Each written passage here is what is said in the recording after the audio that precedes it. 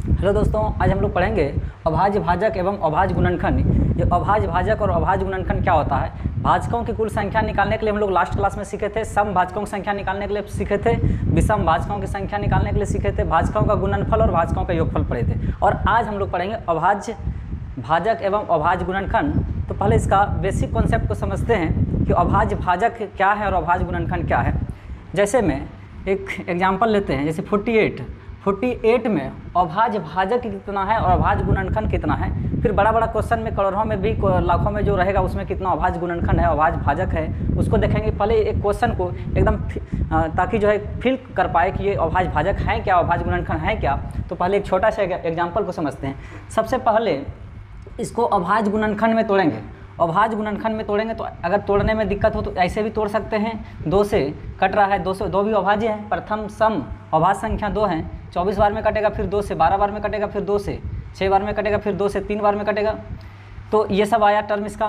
तो 2 गुना 2 गुना 2 गुना 2, 2 दूनी 4 दूनी 8 दूनी 16, 16 48। तो गुणनखंड में अभाज्य गुणनखंड में टर्म आएगा इसका 48 को तोड़ेंगे अभाज्य गुणनखंड में। तो अब क्या है अभाज्य भाजक और अभाज्य गुणनखंड। तो ये क्या अभाज्य भाजक और अभाज्य गुणनखंड कितना है। तो अभाज्य भाजक और अभाज्य गुणनखंड, अभाज्य गुणनखंड, अभाज्य भाजक मतलब इसको 48 को काटने वाली अभाज्य संख्या केटो है। तो 48 को काटने वाली अभाज्य संख्या तो कौन कौन है, 1 2 है, 2 रिपीट गिनती नहीं करना है। अब ये थोड़ी बोलेंगे कि 2 48 को काटने वाला 2 2 2 4 बार थोड़ी बोलना है। तो 1 2 है और 1 3 है, यानी कि कुल अभाज्य भाजक की संख्या, कुल अभाज्य भाजक की संख्या कितना हो जाए, 2 ठो है। यानी 48 को काटने वाली अभाज्य संख्या सिर्फ 2 और 3 यानी 2 ठो है, इसके अलावा कोई नहीं। 8 भी काट रही है, 8 अभाज्य नहीं हुआ। 48 को 16 भी काट रही है, 16 तो अभाज्य हुआ नहीं। 6 भी काट रही, 6 तो अभाज्य नहीं हुआ। 12 भी काट रहे, अभाज्य नहीं हुआ। अभाज्य संख्या होना चाहिए। तो अभाज्य संख्या काटने वाली 1 2 है, 1 3 है, सिर्फ 2 है। 2 तो अभाज्य संख्या है 48 को काटने वाली। तो अभाज्य भाजक की संख्या कितना हो गया, 2। और अभाज्य गुणनखंड, गुणनखंड देखिए 16 48 ये भी गुणनखंड ही हुआ, लेकिन 16 अभाज्य है क्या, नहीं है। 3 तो अभाज्य है। 24 दूना 48, 24 अभाज्य है क्या, नहीं। तो अभाज्य गुणनखंड देखिए, गुणनखंड में देखिए रिपीट की गिनती करते हैं। केटो गुणनखंड है, मतलब केटो खंड है इसका, केट खंड में टूटा है। तो 1 2 3 4 5 यानी 5 हो जाएगा। इसको हम लोग ऐसे भी लिख सकते हैं, या में ऐसे भी लिख सकते हैं 2 पर पावर 4 गुना 3 पर पावर 1। तो गुणनखंड निकालने में इस तरह करके बड़ा बड़ा प्रश्न में अब पावर में रहेगा 3 पर पावर 80, तो 80 बार 3 3 3 थोड़ी लिखेंगे। तो इसको 80 गुणनखंड हो गया। जैसे 2 पर पावर 4 है तो 4 गुणनखंड हो गया और 3 एगो है, तो यानी कितना हो जाएगा। इसको हम लोग ऐसे भी लिख सकते हैं 4 + 1 यानी 5। तो गुणनखंड में रिपीट की गिनती होती है और अभाज्य भाजक में, अभाज्य गुणनखंड में रिपीट की गिनती करेंगे, मतलब केट हो गया 1 2 3 4 5 गो। तो इसको हम लोग ऐसे भी लिख सकते हैं 4 1 5, 2 केट जो है 4 गो, 3 के गो 1 गो, तो कुल हो गया के गो 5 गो। और अभाज्य भाजक में रिपीट गिनती नहीं होती है। अगर 3 10 बार भी आएगा तो 1 बार ही गिनती होगा। अगर 5 50 बार भी आएगा तो 1 बार ही गिनती होगा। तो उसी प्रकार देखिए 2 के बार आया है 4 बार, 1 ही बार गिनती करेंगे। एगो 2 हो गया, 2 काटने वाली हो गई और 3 काटने वाली हो गई, मतलब अभाज्य भाजक कितना हो गया, 2। और अभाज्य गुणनखंड क्या हो गया, 5। तो फिर बड़ा बड़ा हम लोग क्वेश्चन तो देखते हैं। एक छोटा सा एग्जाम्पल था ताकि हम लोग देख पाए कि ये इसमें कौन कौन है और केट हुआ, एक एक करके गिन पाए हम लोग। अब देखिए करोड़ों में अरबों में एग्जाम्पल रहेगा, उसको हम लोग कैसे निकालेंगे, तो यही पैटर्न से निकालेंगे। तो क्वेश्चन पे आते हैं। टाइप 3 तक लास्ट क्लास में पढ़े थे और आज हम लोग टाइप 4 अभ्यास करेंगे। तो टाइप 4 का पहला प्रश्न है 25 पर पावर 10 गुना 24 पर पावर 20 गुना 26 पर पावर 25। अभी जो हम लोग एग्जाम्पल लिए, क्या इसको उस तरह का तोड़ पाएंगे क्या। ये तो गुणनखंड इस तरह से तोड़ना ही करोड़ों में चला जाएगा, संभव नहीं है। और इसका आंसर बताना है 10 से 15 सेकंड काफ़ी है इसको बनाने के लिए। अब देखिए सबसे पहले बेस को अभाज्य गुणनखंड में तोड़ेंगे, तो ये अभाज्य में है नहीं, तो 5 गुना 5 अभाज्य में आ जाएगा 25, पावर में 10 तो दोनों पर आ जाएगा।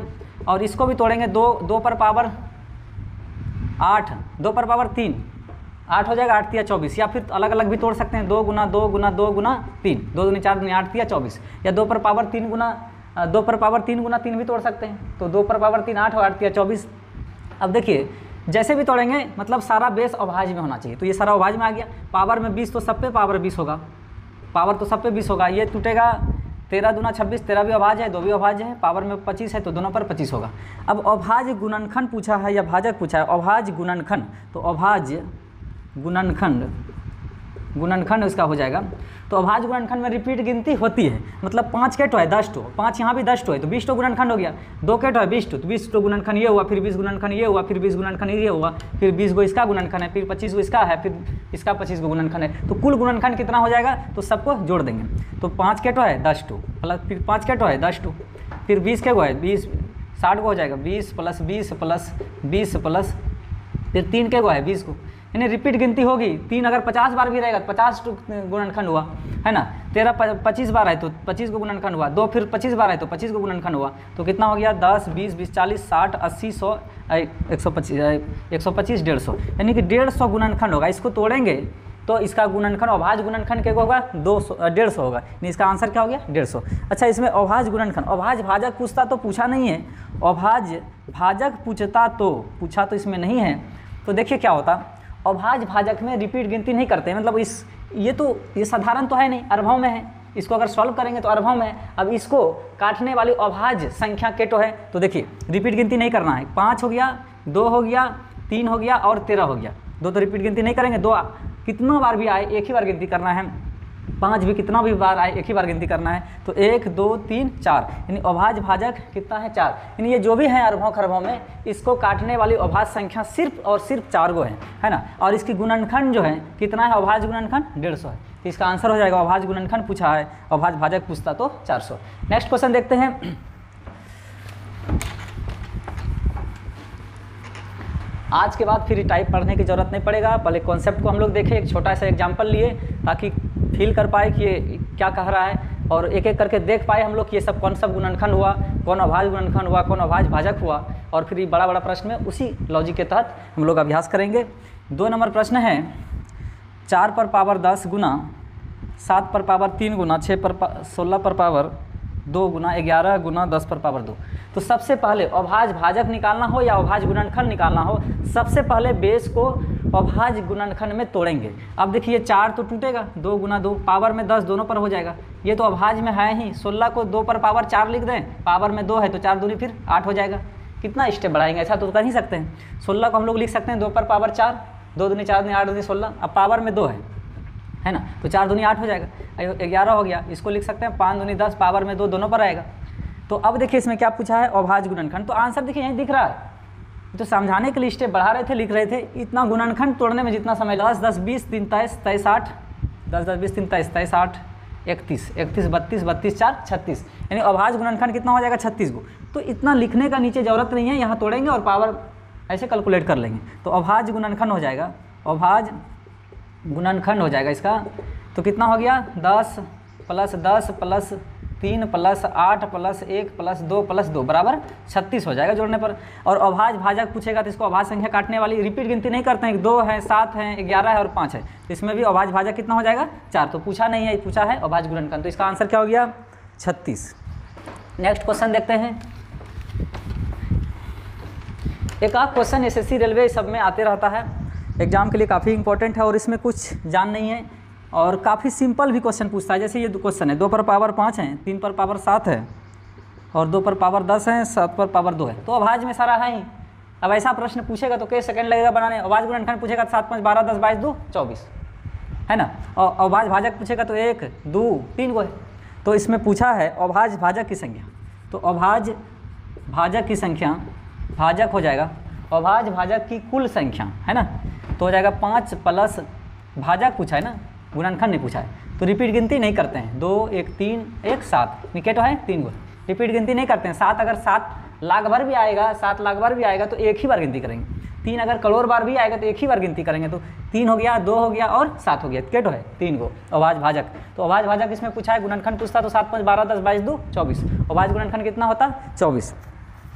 तो इस तरह से बनाना काफ़ी आसान होता है और एक एक करके खंड में तोड़ के लिखना कि सारा कुछ लिखेंगे तो फिर मुश्किल हो जाएगा बनाना। 4 नंबर प्रश्न है, व्यंजक है 10 पर पावर 6 पर पावर 10, 7 पर पावर 17 और 11 पर पावर 27। इसमें भी अभाज्य गुणनखंड की संख्या पूछा है। तो अभाज्य गुणनखंड, ये तो अभाज्य में है, ये अभाज्य में है, इसको तोड़ लेंगे, आंसर तो यहीं दिख रहा है 2 तिया 6 पावर में 10 दोनों पर होगा, 10 10 20 और प्लस 17 37 और 27 आंसर हो जाएगा। इसको जोड़ेंगे फिर जो भी आएगा। तो तोड़ देते हैं कि स्टेप बढ़ा देते हैं, 2 गुना 3 पावर में 10 तो दोनों पर आएगा ये तो अभाज्य में है ही और ये भी अभाज्य में है ही, तो अभाज्य गुणनखंड हो जाएगा, अभाज्य गुणनखंड हो जाएगा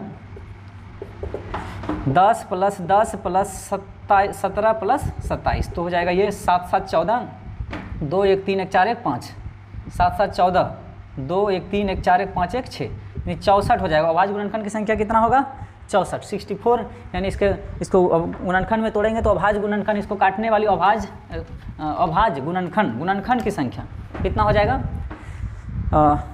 64 गो। और संख्या क्या है तो करोड़ों में है, ये करोड़ों में है, इसको तो गुना करके देखे नहीं हम लोग, करोड़ों में है। उसको काटने वाली अभाज्य गुणनखंड जो है कितना होगा तो 64 हो जाएगा। और अभाज्य भाजक तो वो भी देखे हम लोग, अभाज्य भाजक कौन कौन आया था 11 7 2 और 3 4 हो जाएगा, है ना। अब देखिए 30 पर पावर 211 है, इसमें दोनों पूछा है, अभाज्य गुणनखंड और अभाज्य भाजक की संख्या दोनों पूछा है। तो सबसे पहले अभाज्य में तोड़ेंगे इसको, बेस तो अभाज्य में है नहीं अभाज्य गुणनखंड में, तो 2 गुना 3 2 तिया 6 पंचे 30 इस तरह भी तोड़ेंगे इसको तो यही आएगा। अब देखिए पावर में 211 है तो तीनों पर आएगा 211 जो भी रहता है पावर में। अगर 6 है 6 पर पावर 2 है तो ये क्या है 36। अगर हम इसको ऐसे लिखें, इसको इस तरह लिखें, बेस को तोड़ दें 6 को 2 तिया 6 पावर में 2 तो ये भी तो 36 हुआ ना, 2 दूनी 4 3 तिया 9 ये भी 36 आया। तो इसको हम लोग लिख सकते हैं पावर में जो रहेगा, बेस कौन तोड़े हैं 2 और 3 में, पावर में 2 है तो दोनों लिखे। उसी प्रकार बेस कौन तोड़े हैं 2 गुना 3 गुना 5 में, सारा अभाज्य में आ गया ये सब, पावर तो सब पे आएगा।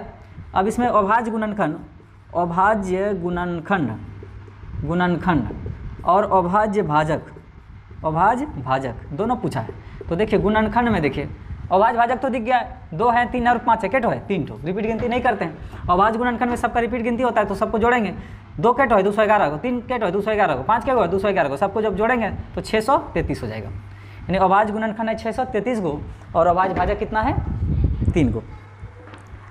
तो इस तरह से हम लोग अभाज्य भाजक और अभाज्य गुणनखंड निकालते हैं।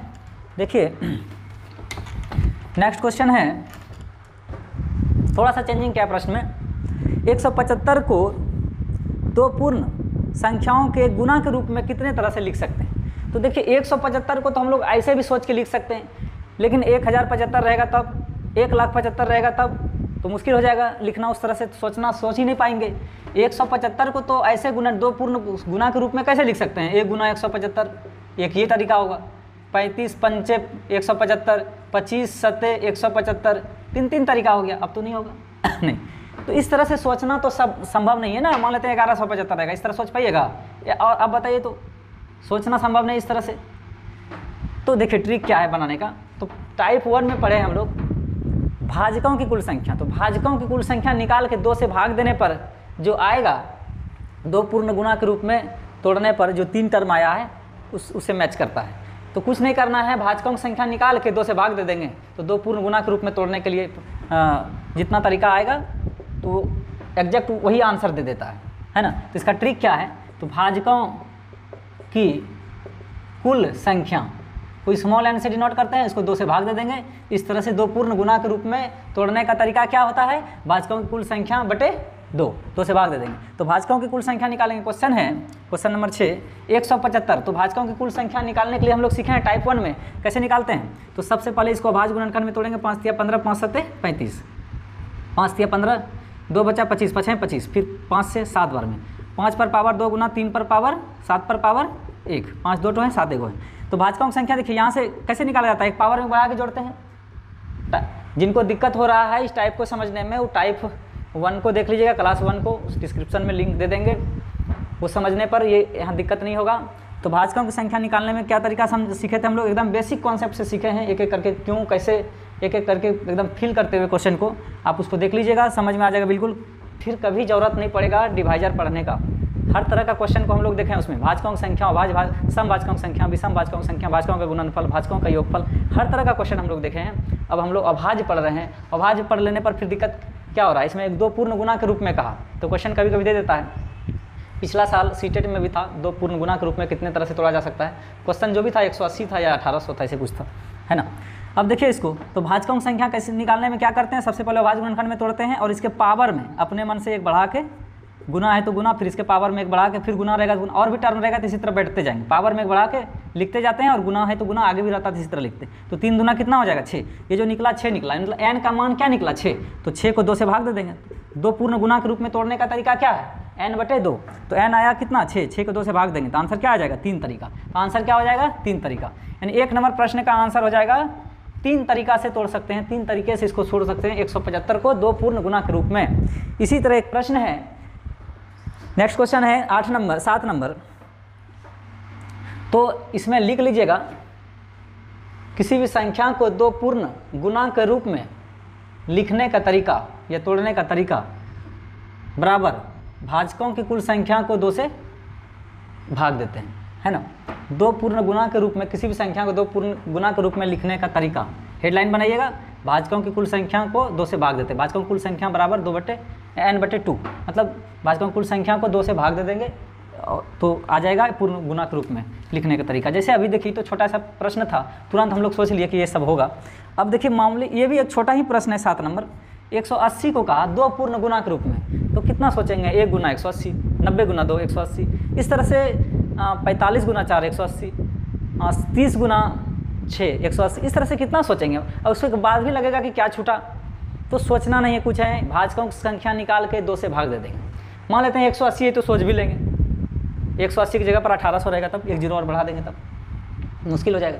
200 रहेगा, इसको 2 पूर्ण गुना के रूप में कितना तरह से लिख सकते हैं, मुश्किल हो जाएगा सोचना। तो सबसे पहले क्या करेंगे, इसको अभाज्य गुणनखंड में तोड़ेंगे।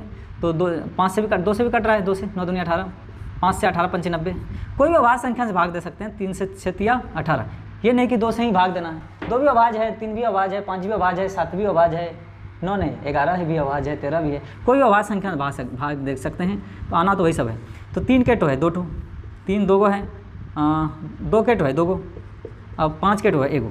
तो भाजकों की संख्या यही दिख रहा है, पावर में बढ़ा के गुना करते हैं ना, तो 3 3 9 दूनी 18, 18 को 2 से भाग देंगे, आंसर क्या आएगा 9। मतलब 180 को 9 तरीका से 2 पूर्ण गुना के रूप में लिख सकते हैं। यानी इसका आंसर हो जाएगा भाजकों की कुल संख्या को स्मॉल एन से डिनोट करते हैं। निकालने का तरीका है, पावर में अपने मन से 1 जोड़ते हैं, गुना है तो गुना इसके पावर में 1 जोड़ेंगे, गुना है तो गुना इसके पावर में भी 1 जोड़ेंगे, तो हो जाएगा 3 3 9 दूनी 18, 18 को 2 से भाग दे दीजिए। 9 तरीका से 2 पूर्ण गुना के रूप में लिख सकते हैं। कुछ नहीं करना है, कोई भी संख्या रहे, 500 200 800 1000 कुछ भी रहे, n निकाल लेंगे, उसको 2 से भाग दे देंगे, जितना आएगा वही भाजकों के 2 पूर्ण गुना के रूप में लिखने का तरीका से जितना जो आएगा वही इसका आंसर हो जाएगा। भाजकों की कुल संख्या को निकाल कर 2 से भाग दे देंगे, 2 पूर्ण गुना के रूप में लिखने का तरीका। तो इसका आंसर क्या हो जाएगा 9 तरीका से लिख सकते हैं 180 को, है ना। तो कोई भी रहे, कोई कन्फ्यूजन की बात नहीं होती कि इसमें क्या छूटा नहीं छूटा। 2 क्वेश्चन और हैं। 3 पर पावर 333 है, गुना 7 पर पावर 222 है, गुना 8 पर पावर 111 है। इसको कहा अभाज्य गुणनखंड की संख्या। तो पढ़ें अभाज्य गुणनखंड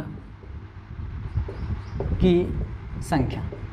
तो देखिए कैसे निकाला जाता है अभाज्य गुणनखंड संख्या। तो सारा ये अभाज्य में है, ये भी अभाज्य में है, ये देखिए अभाज्य में नहीं है, तो इसी एक स्टेप इसी जगह बढ़ा देते हैं। 333 है तो अभाज्य में है, 7 पर पावर 222 ये भी अभाज्य में है।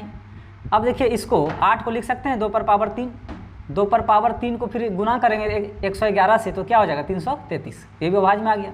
तो भाजकों का गुणनखंड निकालने के लिए अभाज्य गुणनखंड निकालने के लिए क्या करते हैं, सारे को जोड़ते हैं। 333 गुणनखंड इसका हो गया, 222 गुणनखंड इसका हो गया, 333 गुणनखंड इसका हो गया, तो जोड़ेंगे तो हो जाएगा 3 3 6 2 8 8 8 888, यानी 888 अभाज्य गुणनखंड होगा इस संख्या का। ये पूरे को जब सॉल्व करेंगे तो इसका कितना गुणनखंड आएगा 888। और अभाज्य भाजक पूछेगा तो भाजक कितना हो जाएगा 1 2 3 गो, रिपीट गिनती नहीं करते हैं, यानी कि इसको काटने वाले अभाज्य संख्या के तो है 3 गो। तो इस तरह से अभाज्य भाजक और अभाज्य गुणनखंड निकाला जाता है। और एक क्वेश्चन बचा है वो आप लोगों को बनाना है। ये क्वेश्चन है, देखिए 9 नंबर है, 323 है। इसको कहा अभाज्य गुणनखंड क्या होगा, सिंपल है, इसको तोड़ना है गुणनखंड में।